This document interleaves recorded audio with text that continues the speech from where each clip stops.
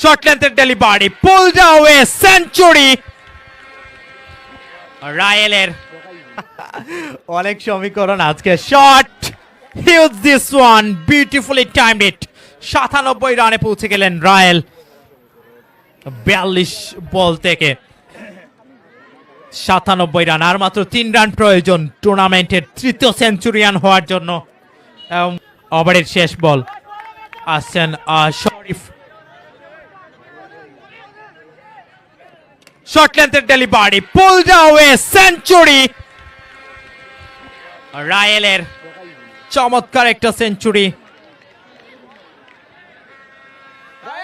অভিনন্দন রায়েল, দুর্দান্ত এই সেঞ্চুরিটা পূর্ণ করার জন্য। এবং ইমন দৌড়ে এসে ভালোবাসা দিয়ে যাচ্ছেন সেখানে রায়েলকে। 11 ওভার শেষে রান সংখ্যা 100।